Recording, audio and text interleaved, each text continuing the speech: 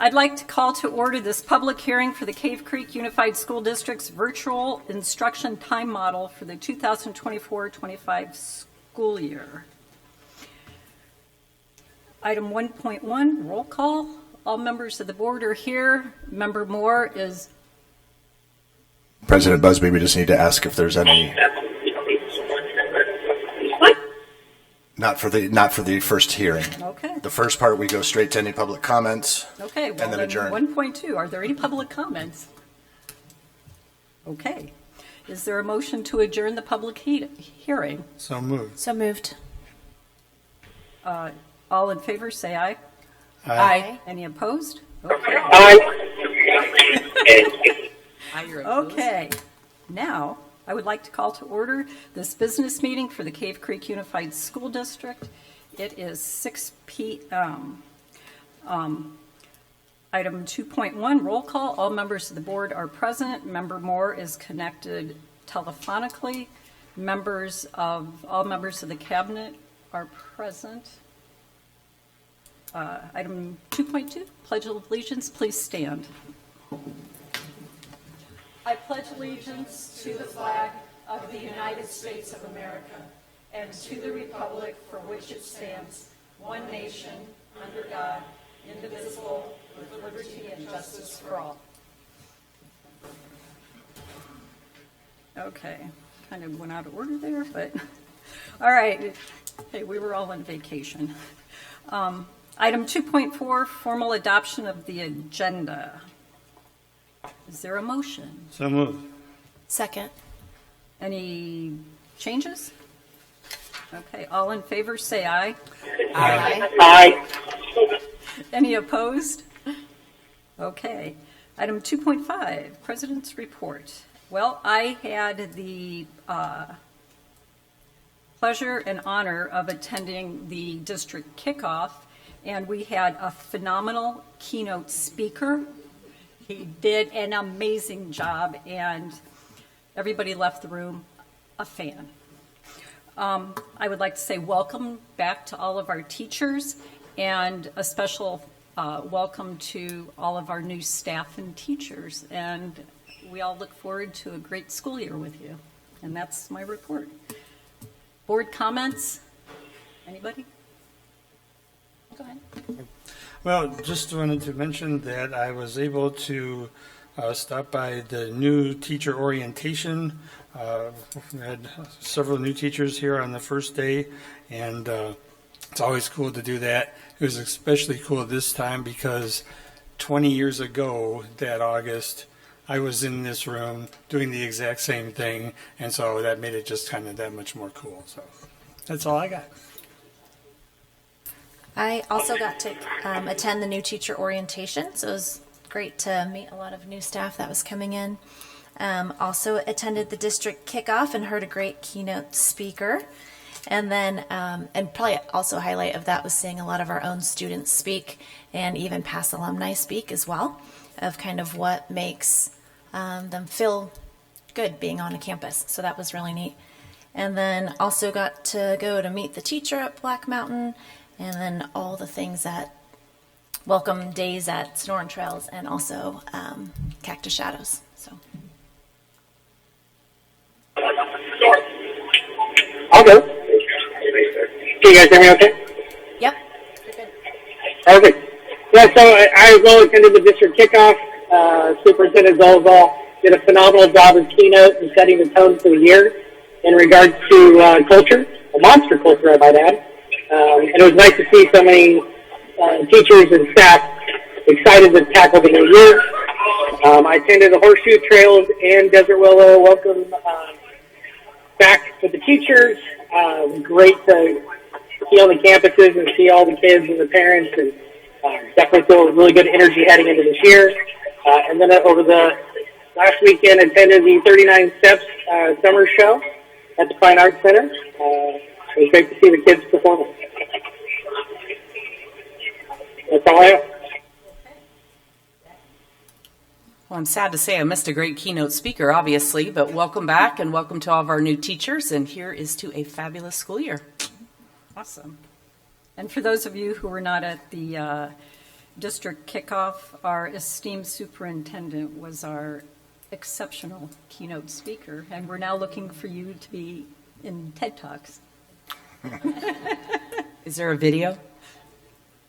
to No. follow. Item 2.7, Superintendent's Report. President Busby, members of the board. On July 22nd, CCUSD welcomed new teachers for a great week of learning and preparing for the new year. We are thrilled to add these incredible people to our CCUSD family. On July 29th, we welcomed back all teaching staff for the school year. We had a district-wide staff kickoff at the Fine Arts Center and introduced the idea of fanness as a universal action that can motivate and inspire students and adults in our community. Thank you to President Busby, Vice President Walker, and Member Moore for attending. Staff spent the rest of the week learning and preparing for students to arrive. I am excited to take some time now to introduce some leaders that have been approved. However, we have not been able to introduce them at a meeting over the summer when they were hired. So first, Dr. Mark Culbertson.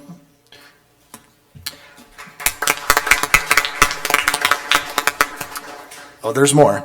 This is Mr. Culbertson's 12th year as a school principal, most recently as a principal in the Flagstaff Unified School District, and previously a principal in the Washington Elementary School District, as well as 4 years here as a principal at Desert Willow from 2013 to 2017.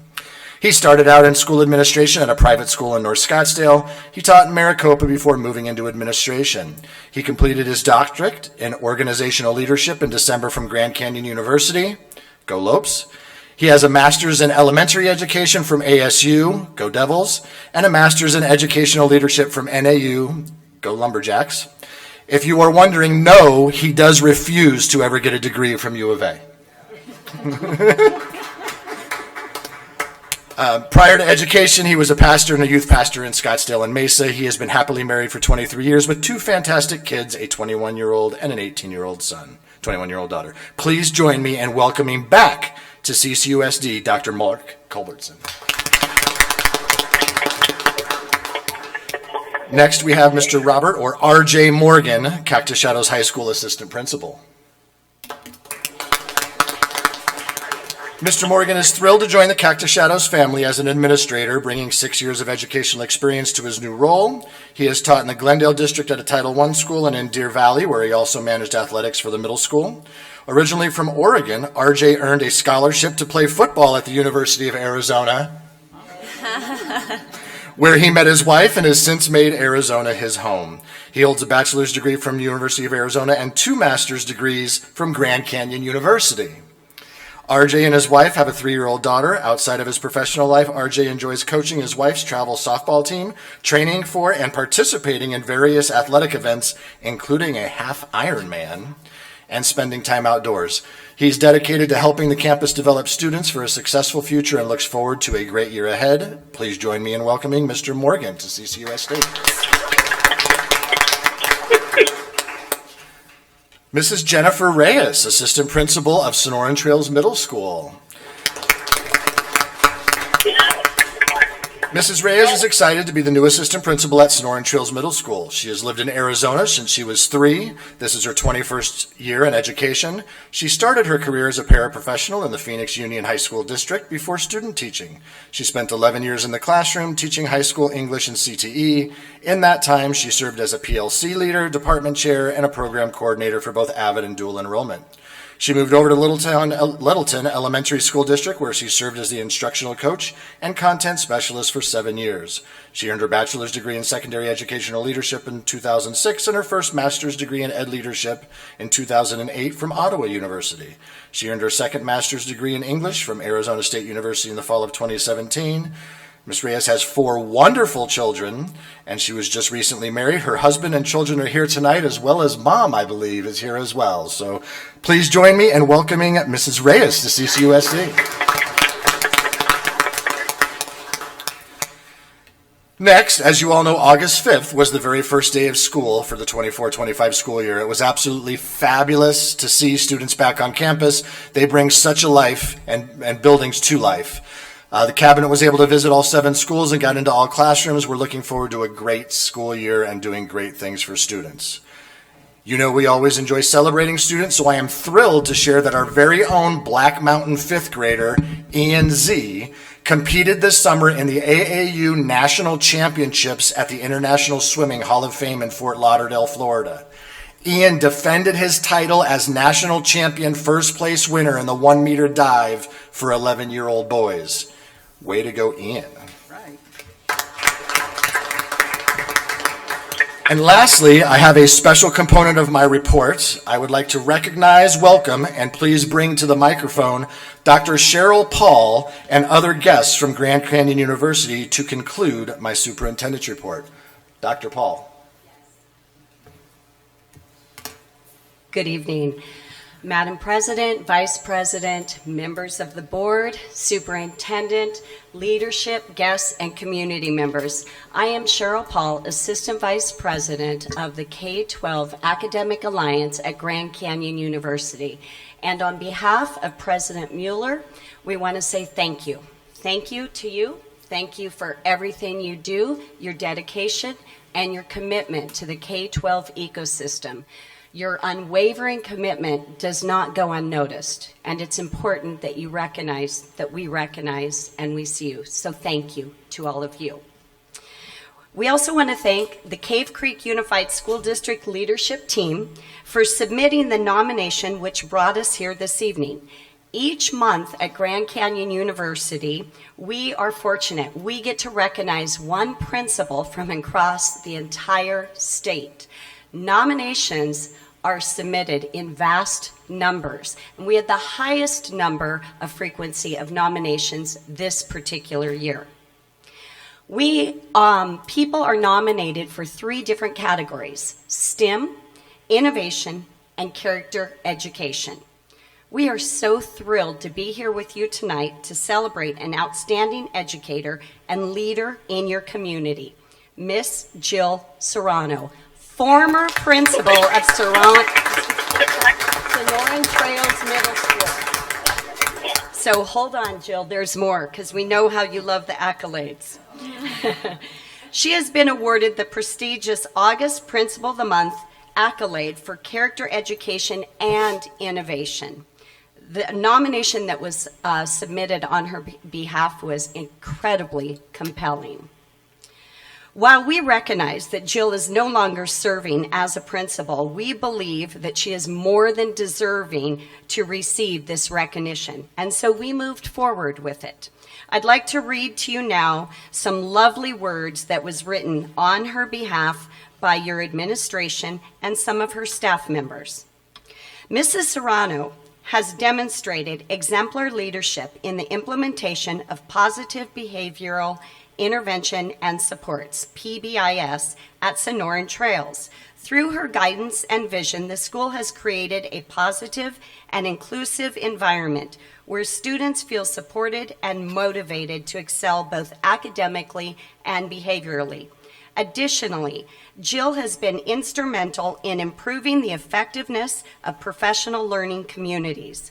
Under her leadership, the staff has engaged in meaningful collaboration, data-driven decision-making, and reflective practices which have all led to increased student achievement.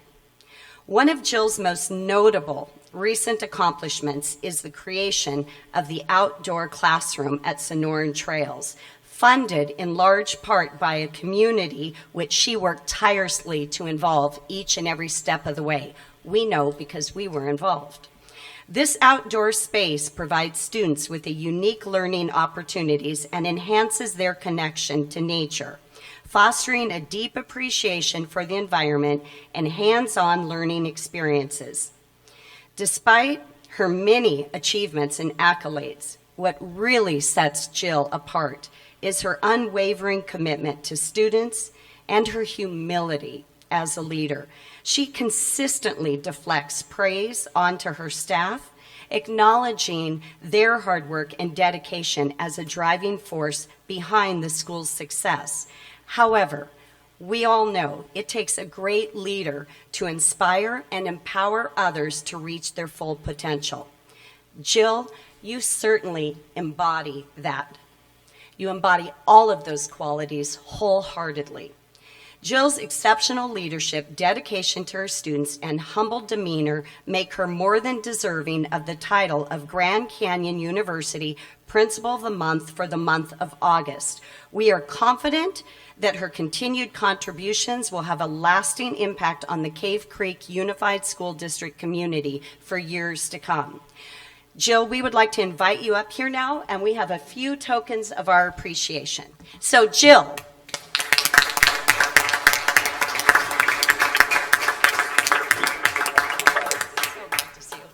So we have a one-of-a-kind, and truly it is one-of-a-kind. The only way you can receive this is by earning this award. So you have Lopes Up, a Lope from GCU, Principal of the Month. Thank you. And then, of course, yes, we've got a lot of swag in here, and we also want to acknowledge Mrs. Carolyn Lobo.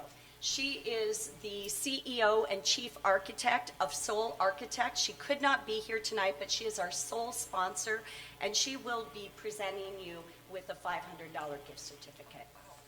So, Jill, we are so proud of you. We are blessed to know you as a person and a leader, and we thank you so much. And we applaud the good move to the district office.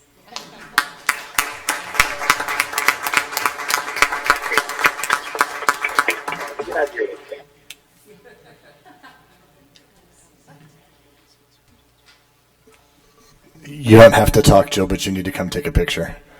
And governing board, if you could step down as well.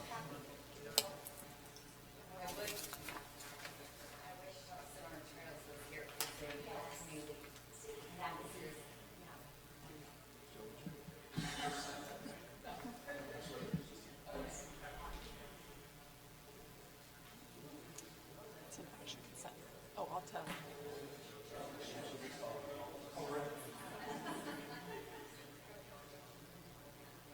Okay.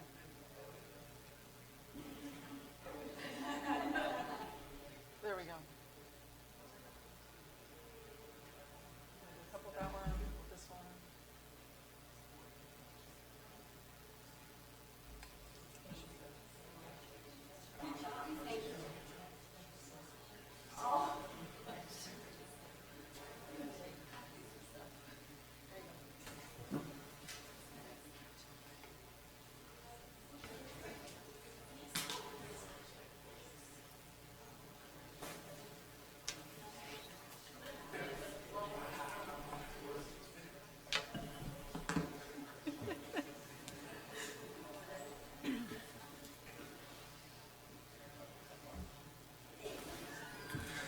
And that concludes my superintendent's report.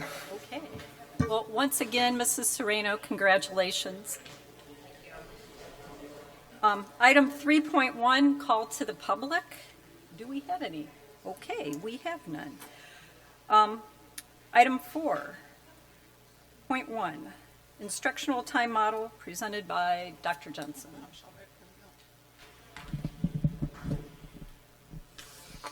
Thank you, President Bubsby, members of the board. This evening, we do this every single year, it seems like, since 2021. So back in 2021, I believe it was Governor Ducey at the time, it approved the option for schools to use an alternative, it is an alternative instructional time model, which basically just allows us to count a student as present, even if they're not physically present in the school for certain designated times of learning.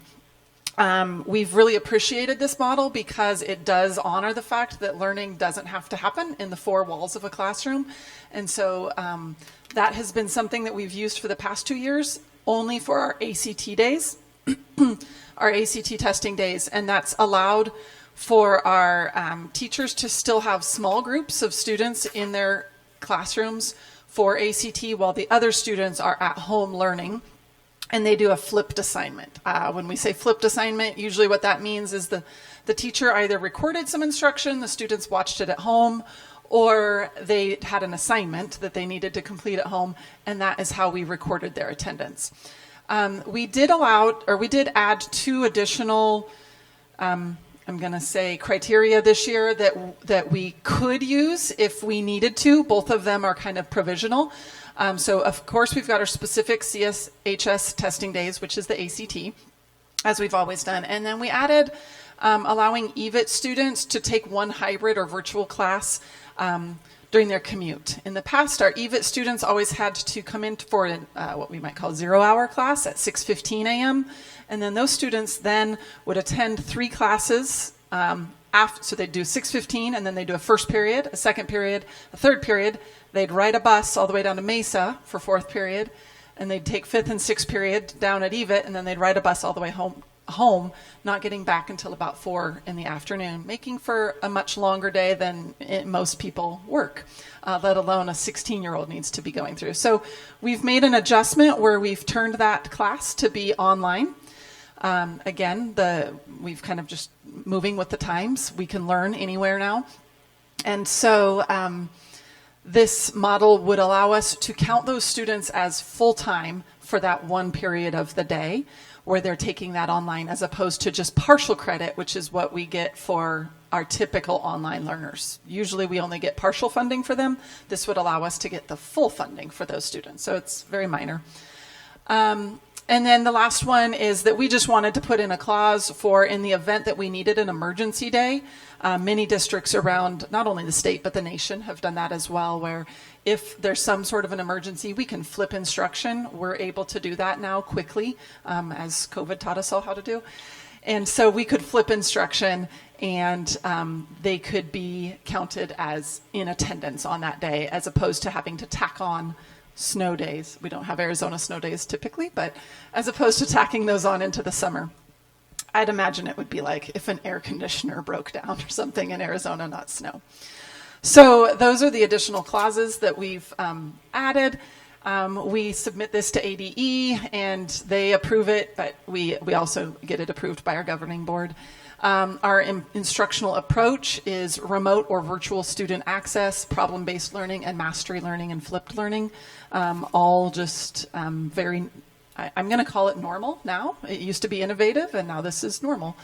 Our time is that we would have teachers put on their assignments how much time that's intended to take. So it's not okay for us to just say, go ahead and put your name on a Google form and you get attendance for the day.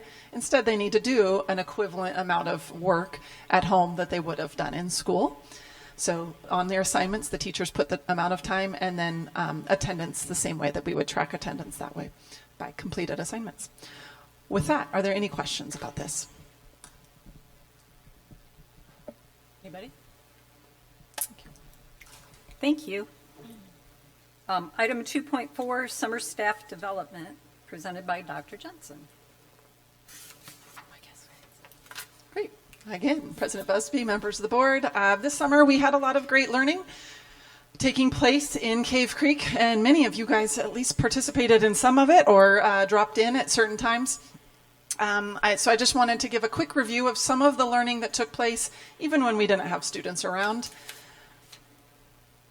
Our main focus this year was making sure that all of the summer staff development, we're very lean in our department, and we're down a director of academic programs. And so everything we did, we wanted to make sure it was very intentional and rooted in research, that we weren't just giving the trendy stuff that's going around, but instead made sure that we get the most bang for our buck, so to speak. So John Hattie, anybody in education knows John Hattie and his book Visible Learning, and the top 3 most effective practices that have been shown over many different years, many different contexts, and many different analyses that have a positive impact on student learning are: 1, collective teacher efficacy, meaning teachers believe that as a group they make a positive impact on students. They have that belief in them. Number 2 is the self-reported grades. We're not there quite yet, but we're giving some, we're making the ground fertile, is what I'm going to say, for things like that. And then teacher estimates of achievement. And so again, teachers really believing in students' ability to learn.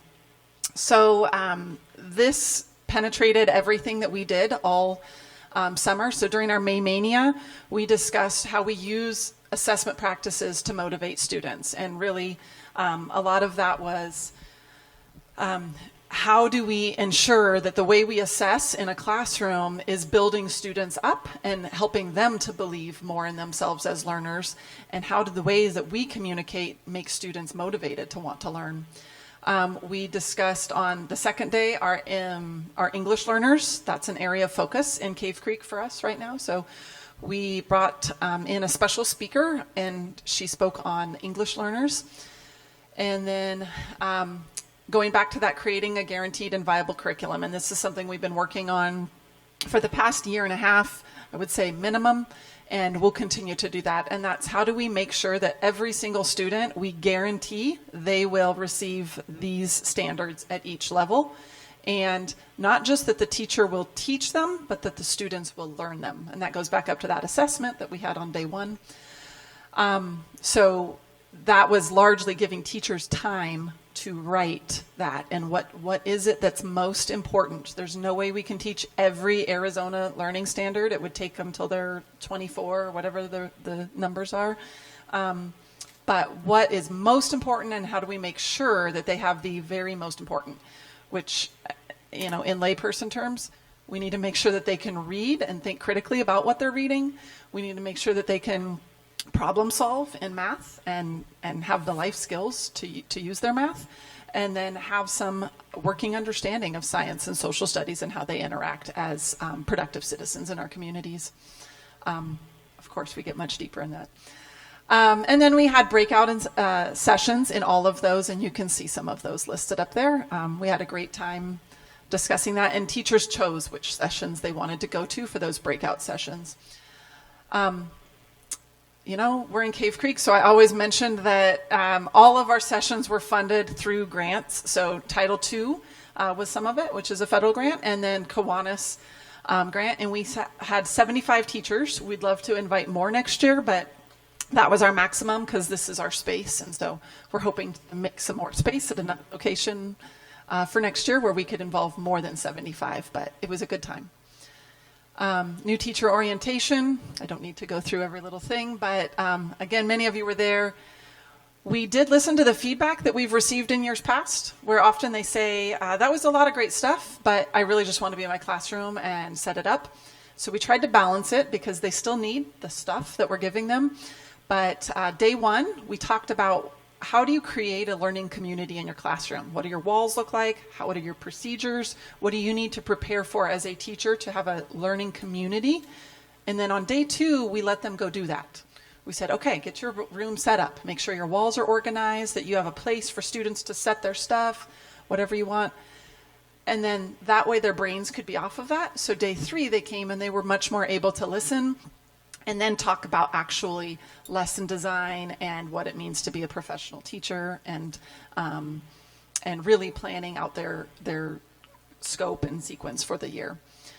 And then on their Friday, they got another day on campus with their mentor teacher to talk about, let's plan your first week of school and your second week of school. Again, all of those were also funded by Title II and by the Kiwanis grant. We did make it known to our teachers multiple times that Kiwanis was funding the food specifically, and I kind of made it my own little internal goal that we were going to have good food all the way through. And so, in looking, I'm going to come back to that. But in looking at the feedback through the different days, you'll notice the second line, the breakfasts and lunches were so delicious. Thank you, Kiwanis. So it was noticed. They recognized that. That the small things, sometimes keeping people happy, is important. And then we also had some much more substantive feedback. Of course, I only put 3 things up, and I only put positive things up. We take the corrective feedback as well, and obviously reflect to make next year even better. Going back, just because I skipped that slide, the pre-week, so that's with all of our teachers. So you already mentioned, President Busby, the welcome back for everybody, which was nice to have everybody in one space on Monday. And then on Tuesday was campus-based preparation. Some of our principals planned different things, and then some of them had time to work in their rooms. Wednesday, we had our big PLC day. So in the morning for secondary, they were with me at Horseshoe Trails, and we had Clara Sale Davis, who kind of came to reset us on what does it really mean to work as part of a professional learning community, and what are our collaborative teams looking like. And then in the afternoon, we flip-flopped. High school and middle school went back home, not home, but to their campuses, and elementary came and listened. So we had a good time with that as well. And then Thursday and Friday were all campus-based preparations, as well as some ESS training, a lot of compliance components there. Went through the feedback. Going back to that research, so again, undergirding the whole summer was the idea that our students will learn more and have more success when our leaders believe that all students can learn, and they work together to convince students that they will achieve at high levels. So everything kind of went back to this idea that you need to believe that all students can achieve at high levels. Any questions? It sounds like it was a very productive number of days for you. It was. It was a lot of fun and very energizing. Thank you. Well, thank you for putting all of that together. Anybody have any questions? Okay then, moving right along. Item 5, action consent. Is there a motion? So moved. A second? Second. All in favor, say aye. Aye. Aye. Any opposed? Okay. President Busby, governing board members, with your recent action, you have approved Mr. Ezra Williams as the new Director of Educational Technology. I would like to introduce him to you and to our community. Mr. Williams has been working in the education field for 27 years, all of which have been in school district technology departments. Prior to joining CCUSD, he was the Director of Technology in the Pendergast School District for 8 years. Before that, he held various positions in the Dysart Unified School District for 13 years, including Network Administrator, System Administrator, and Network Engineer. Additionally, he worked in the Scottsdale Unified and Phoenix Elementary School Districts as a Network Systems Coordinator and Lead Network Technician. Before entering the educational system, Mr. Williams was employed in the private technology sector in the greatest Phoenix area. Please join me in welcoming Mr. Williams to CCUSD.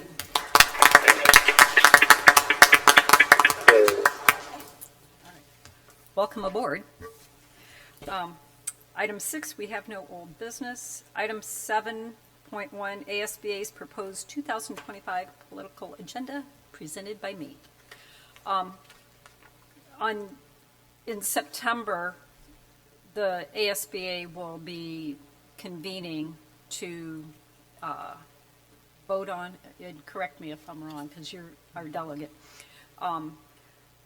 Each school district puts forth priorities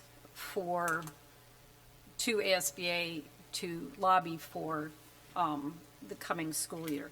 We've been presented with a very lengthy list, and so our task tonight is to decide if we're in favor of all of this, if we want to amend it, or what would we like to send Jeff to this assembly with. So I'll let you take it from there. Well, this is, we a little while back, we were presented with the top 5 priorities that the ASB wanted to do, and if we needed to add anything. So now this is basically those, and this is what they'll be talking about. We will go over each and every one of these things, and that's right down to, like, the very specific wording of some of these things. Sometimes it's a fun time, so yeah, this will be exactly what we'll be voting on. This is what the ASBA will be working with the Arizona legislature to try and get these things accomplished during the 2025 session. So that's what we're doing. I've sat at this assembly, and you've been there multiple times. There's a lot of information here, and a lot of good points are brought forth. It's almost like this is overwhelming here you go, legislature. This is what we want. Here's our novel. Is less? Do we get more out of presenting less? Well, that's the 5 core things are what they've been trying to do for a long time. These are their main focuses. 7 things. So these are all things that universally across Arizona, the districts have been saying they want to get done. A lot of them are not getting done because we, again, don't always have a legislature that sees eye to eye with public education. So we have to keep pushing what we want to get done for public education, for our students, for our teachers. And so, no, I don't think we want to, tell them to do any less. Probably we need to do a boatload more, but we have to draw the line someplace. Yeah, we could have a very, very lengthy list, probably 10 times this. Yeah, it'll go most of the day. Yeah, oh, I know. It's an interesting meeting to attend.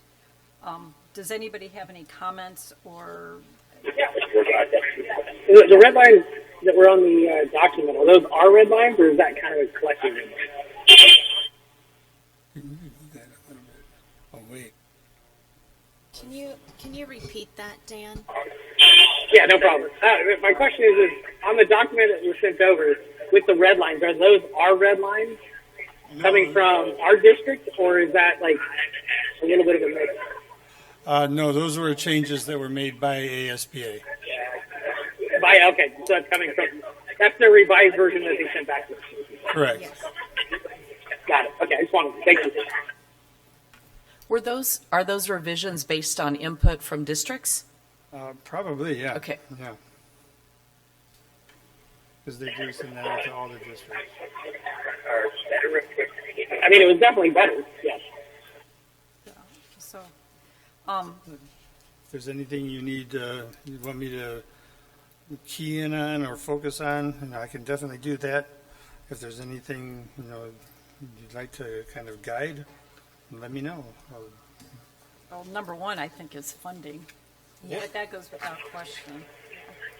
Yeah, that'll always be number one, because we are still near the bottom in all funding areas in Arizona. You know what I think is kind of interesting, and what is it? Number 4, I think 4, no, 5, in this first section, when it's talking about propositions 123 and 301. 301 guarantees that the base funding level isn't going to be below what it was in 2001 and the 2001-2002 school year, which doesn't really help us. If they can raise that to a different year or current year, might be beneficial. Because in the scheme of things, if we're, a concern for every district is funding. Well, what the base level was in 2001, that was 23 years ago. Yeah. It's not even relevant to where we are today. So that would be my only suggestion. Anything else?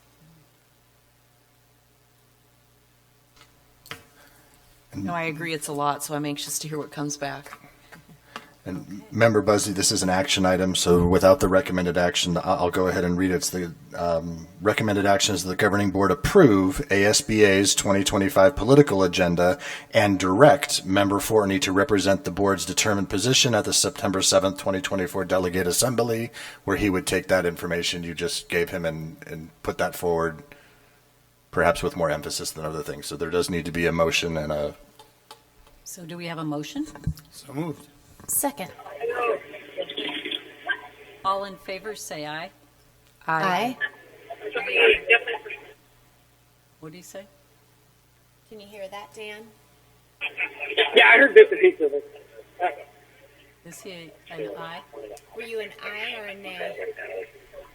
Okay. Well, I'm going to say aye. I just had one follow-up that I didn't, so I didn't really. My question was, I heard talking about budget, which I think is good. The other one was school choice. Are they still, what's the positioning on that one as far as clarity? Because I think it would be nice from our perspective to push on a level playing field in that commentary as far as private and charter having equivalent. Because right now it's a little bit lopsided towards the private and charter side of things. Okay. I think we will definitely be pushing for the public education, all public schools getting covered by these things. We can't do anything about what they're doing for the private schools.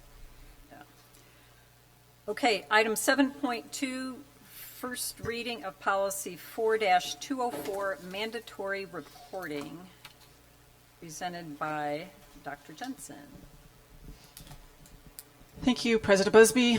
Administration recommends that, or moves that this item be, recommends that you move that this item be brought back for a final reading, in which case there is no action required, or move that the governing board approve policy 4-204, mandatory reporting, as a first and final. And this basically just, this policy adds people over 18. Sometimes we do have high schoolers over 18. Often we have a whole chunk of high schoolers over 18 at any given point in the year. Okay, so we can make a motion to discuss it and then amend the motion to vote on whatever we decide, or you can make a motion to adopt it as is. I read this over a couple of times, and I've been mandatory reporting for many years, so it looks like it's all encompassing, and it's a good idea to add the adult You need to make a population. motion. Oh, so yeah, I'm making a motion to do a first and final for this. Is there a second? Second. Okay. All in favor, say aye. Aye. Okay. Aye. Okay. All righty then. Item 8.1, upcoming calendar events. Mr. Dolezal. President Busby, members of the board, Labor Day is coming upon us, September 2nd. School and the district office are closed. And just some other events from CCUEF, one of our great partners. September 25th is their indoor golf the district event at T-Box. CCUSD Business Partner Breakfast is October 16th at the Holland Community Center. CCUEF's Run the District is January 25th at Falcon Stadium. And CCUF's Rock the District is April 26th at Harold's Cave Creek Corral. And I hear there may be a teacher band that shows up finally, so. Wow. All righty then. Item 9, is there a motion to adjourn? So moved. Is there a second? Second. All in favor, say aye. Aye. All right. Aye. We are adjourned at 6:43. Say goodbye. Thank you, Mr.